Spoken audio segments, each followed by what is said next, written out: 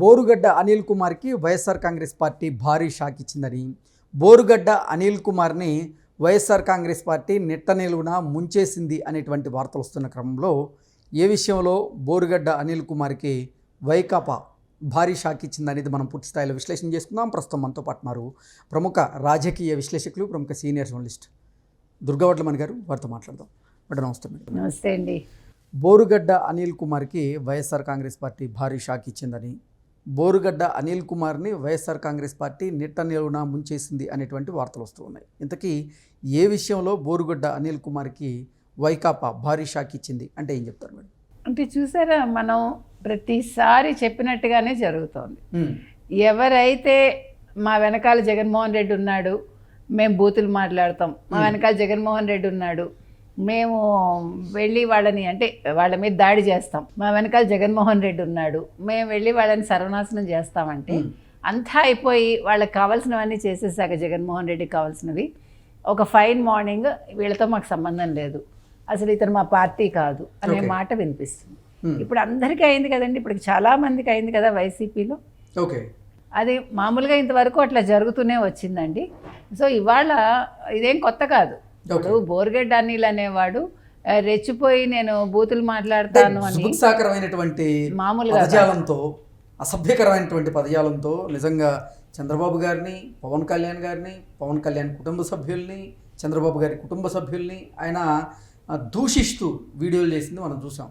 కుటుంబ సభ్యులను కూడానండి, అది ఇంకా ఘోరం. ఆడపిల్లల్ని కూడా అసలు అంటే అది ఏంటో మనకు ఆ సంస్కృతి ఎక్కడి నుంచి వచ్చిన ఒక రాక్షస సంస్కృతి లాగా తీసుకొచ్చాడు జగన్మోహన్ రెడ్డి. లేకపోతే ఇప్పుడు మీ మీద కోపం ఉంటే కృష్ణ, మీ మొహం మీద ఒక మాట అనేయాలి, ఏంటి కృష్ణ ఇట్లా చేశారనో అంటే ఒక సభ్యతతో మాట్లాడితే అది వేరు. ఓకే, మీ కోపం ఎందుకుందో మనకు అనవసరం, మీరు జగన్మోహన్ రెడ్డిని అసలు నాకు ఇక్కడ నచ్చని విషయం, అర్థం కాని విషయం ఏంటంటే అసలు జగన్మోహన్ రెడ్డి మానసిక స్థితి ఇంత వికృతంగా ఉండడం ఏంటి? ఓకే, అంతే కదా. ఇప్పుడు మీరు మీ అసిస్టెంట్ దగ్గరికి వెళ్ళి నువ్వు ఫలానా వాడిని తిట్టు అని చెప్పటం ఏంటి? ఆ తిట్లు నువ్వు విని ఆనందపడ్డవేంటి? అసలు అది ఏంటి? అది అంటే నాకు పదాలు కూడా రావట్లేదండి చెప్పటానికి. ఇప్పుడు కొట్టిస్తాడు రఘురామకృష్ణన్ రాజుని, ఆ కొడుతూ ఉంటే వీడియో చూసి ఆనందపడతాడు. ఇదన్నీ కూడా వికృత చేష్టలు అంటాం కదా మనం. అంటే రాక్షస మనస్తత్వం ఇది. అసలు రాక్షసులు కూడా ఇలా చేసి ఉండరు, వాళ్ళు ఆడవాళ్ళని ఇట్లా చేయలేదు ఎప్పుడు కూడా. వాళ్ళు యజ్ఞయాగాదులు నాశనం చేసి ఉంటారు. రావణాసురుడు కూడా సీతను ఎత్తుకుపోయినా కూడా ఆయన అసలు ముట్టుకోలేదు ఆవిడ్ని. అంటే ఒక నియమం పాటించాడు ఆయన. నేను అంటున్నది అది. ఇదేంటిది, ఈ దరిద్రం ఏంటి? ఆడవాళ్ళని తిట్టించడం ఏంటి? కుటుంబంలో ఉండే మహిళలను తిట్టించడం ఏంటి? పిల్లల్ని తిట్టించడం ఏంటి? నువ్వు అసలు దానివల్ల నువ్వు గొప్పవాడిని అవుతాను అనుకోవటం ఏంటి? దానివల్ల ప్రజలు ఈ ఒక్క విషయంలో మనం అప్రిషియేట్ చేయాలి ప్రజల్ని. మిగతావన్నీ ఎలా ఉన్నా కూడా ఈ అంశాలను వాళ్ళు యాక్సెప్ట్ చేయాల. అందుకే జగన్మోహన్ రెడ్డి ఇంట్లో కూర్చోబెట్టారు. ఇవాళ బోరుగడ్డ అనిల్ అనేవాడు, అవును నా వెనకాల జగన్మోహన్ రెడ్డి ఉన్నాడు, నాకు అండగా ఉన్నాడు, అందుకే నేను ఇలా మాట్లాడుతున్నాను అన్నాడు. అదే విధంగా నా వెనకాల పిఎస్ఆర్ ఆంజనేయులు ఉన్నాడు, నాకేం భయం లేదు, నా వెనక జగన్మోహన్ రెడ్డి ఉన్నాడు, జగన్మోహన్ రెడ్డి నాకు బెయిల్ ఇప్పించాడని, అతి త్వరలో జగన్మోహన్ రెడ్డి నాకు కీలక పదవి ఇవ్వబోతున్నాడు వైఎస్ఆర్ కాంగ్రెస్ పార్టీలో అంటూ ఆయన ఒక ఇంటర్వ్యూలో చెప్తున్నారు. కానీ ఇప్పుడు వైఎస్ఆర్ కాంగ్రెస్ పార్టీ మాత్రం బోరుగడ్డ అనిల్ కుమార్కి షాక్ ఇచ్చింది, ఆయన్ని ముంచేసింది అన్నట్లుగా కొన్ని వార్తలు వస్తూ ఉన్నాయి. కాదండి, నాగార్జున యాదవ్ చెప్పాడు క్లియర్ గా, వైసీపీకి సంబంధించి నాగార్జున యాదవ్ మా పార్టీకి బోరుగడ్డ అనిల్కి సంబంధం లేదు అని స్టేట్మెంట్ ఇచ్చాడు ఎక్స్లో. అందుకని ఈయనేమో వాళ్ళ పార్టీ దగ్గరికి వెళ్ళి హల్చల్ చేశాడు మొన్న బోరుగడ్డ అనిల్. మీరు చెప్పినట్టుగా నాకు జగన్మోహన్ రెడ్డి బెయిల్ ఇప్పించాడు, నా వెనకాల జగన్మోహన్ రెడ్డి ఉన్నాడు. అంతకుముందు బోరుగడ్డ అనిల్ని అరెస్ట్ చేసినప్పుడు వీళ్ళ లాయర్ వెళ్ళాడు, మీకు గుర్తుంది, ఎస్సీ అతను, మీరు ఇట్లా ఎస్సీలను ఇది చేస్తారు అంటూ దాని మీద కూడా వీళ్ళు హల్చల్ చేశారు వైసీపీ వాళ్ళు.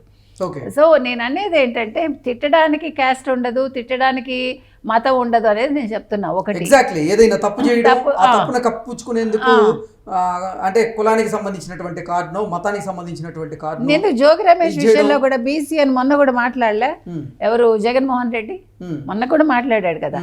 అసలు తప్పు చేసేటప్పుడు బీసీ అని గుర్తురాదు కదా. నేను అనేది అది కరెక్ట్, మీరు చెప్పింది అది కాదు. నేను అనేది ఏంటంటే ఒక ముఖ్యమంత్రిగా పనిచేసి నాకు కులం లేదు మతం లేదు నాది మానవత్వమే నా మతం అని చెప్పిన వాడు మళ్ళీ కులాలు మతాలు తీసుకొస్తాడేంటి? అసలు అంటే నువ్వు ముఖ్యమంత్రిగా పనిచేయడానికి తగవనేది ఒక్క పాయింట్తో తేలిపోతుంది.